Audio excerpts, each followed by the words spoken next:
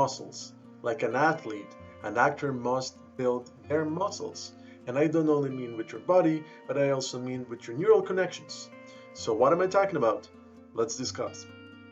The exercises that I will mention are a bit personal. I have collected them from a variety of workshops and classes that I have taken, and they work for me and they work very well. However, they might not be the right ones for you, and so I want to encourage you to look into what acting exercises actually work for you. And I'm not talking about practicing movement or relaxing your voice, although those also are fantastic acting exercises. What I am talking about is learning your facial expressions and what your face actually does. It's going to sound funny, but what I thought my face was emoting and expressing didn't really translate to the camera in the way I hoped. And in my first dozen roles, I actually didn't practice in front of a mirror or in front of a camera. I practiced on my own or with a reader or with a friend, and then I rehearsed before shooting. So I wasn't aware what my face was doing or wasn't doing, and the best exercise to help you understand how your face moves and what does it do is to practice your lines in front of a mirror. The mirror is your friend not only because it helps you understand what your face does when you deliver lines, but it also helps you to dial things up or down. Have you ever heard the expression dial it up? You're doing it at the 5, now do it at the 7. But how do you actually tune your facial expressions and your emotions and make them work together? And the only way to know is practice in front of a mirror. The other thing I suggest is sometimes when you think your lines are ready and the emotions and motivations behind the lines are ready, deliver your lines in front of a camera and then review the footage. Is your face doing what you hoped? Repetition is your friend, and perhaps your mind doesn't work that way, but your neurons most probably do. And what I'm talking about is you need a weapon. And a weapon that can be awesome and that can be funny. I'm talking about finding two monologues. One, a dramatic monologue, the other, a comedic monologue. Learn those by heart. They shouldn't be longer than 2, 3, 3.5 minutes. And you should know them by heart and have them at the ready if you're in an audition and somebody asks, hey, I like what you delivered, but do you have a monologue? We would like to listen to you speak a little bit longer. Having a dramatic and a comedic monologue rehearsed to the nth degree will be an amazing exercise, and here's why. Practicing the same monologue over and over will help you discover new things in the same text. It helped me. I did a monologue, the same monologue, over and over for almost 2 years. I cannot count the amount of times that I did that monologue. It is simple, but I have discovered a million different ways of delivering the same lines. And to be honest, it's a fantastic exercise for the Meissner technique. You will learn more about that in your classes, but the basic idea is by repeating the same monologue over and over, you will find pieces of yourself you didn't know were there. And those pieces will surge through you practicing those monologues. Have you ever had to do this? Acting, it's pretty much like that, but to the nth degree. What I mean is, it requires a lot of multitasking, and you have to practice that acting multitasking a lot. Remember those two monologues I told you to repeat over and over and memorize and know by heart? Well, this is what you're going to do for your multitasking exercise. Practice delivering those monologues while doing something else at the same time. Sit in your car, don't turn on the engine, and just pretend you're driving and try to deliver those lines in your garage or somewhere else. Avoid the public, they'll think you're crazy. Perhaps button your shirt while delivering the monologue, or tie your tie, or peel carrots, or fold your laundry.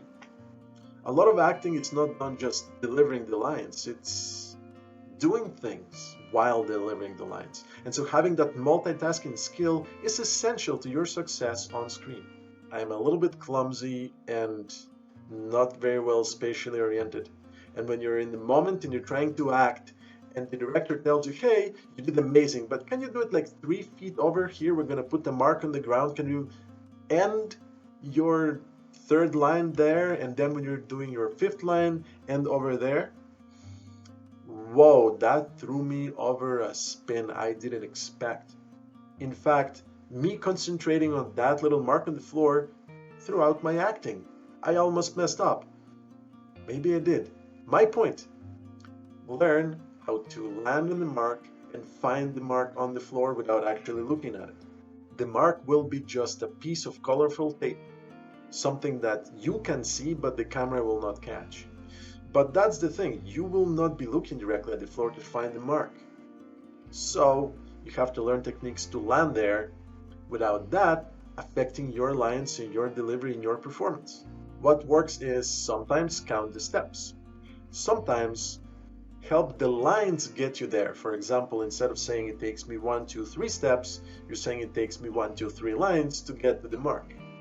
If you're lucky enough that you can deliver different accents in English, practice those. And there's a lot of fantastic exercises to change your vowels, pronunciations, depths of pronunciation. I can't even say depths. So if you can say that without an accent, congratulations. My point, if you can deliver a different accent, practice, practice, practice so it becomes natural and you can switch it on and off like that. Practice reading quickly. And I don't mean skim, I mean reading every word on the page quicker. And the way to practice that is by reading more. Probably there's other techniques to speed read out there, but I'm not sure if that actually works for your acting. And the main reason is, if you're lucky, somebody is going to give you a 120-page script and say, hey, let me know what you think tomorrow morning, and you still have to do a bunch of other stuff. You need to read quickly and you need to read well. This one is hard to address. Memorization, you got to practice that thing every day. You will get your neural pathways actually learn lines quicker the more you practice and the more often you do it. In fact, I challenge you to learn a bit of new lines every day, perhaps a paragraph every day.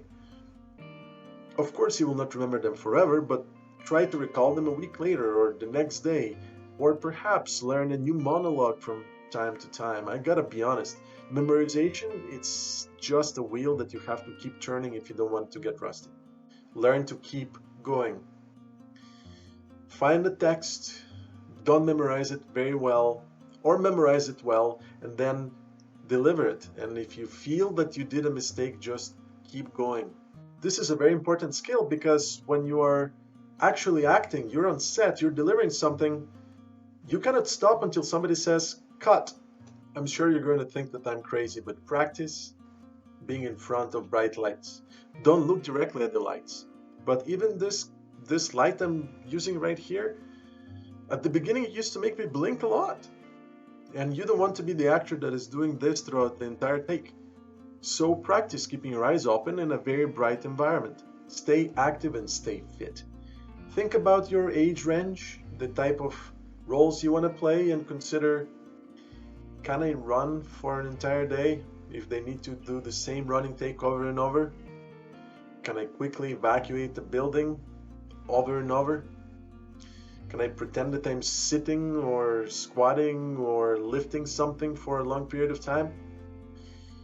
Will that be the kind of role that I want to do?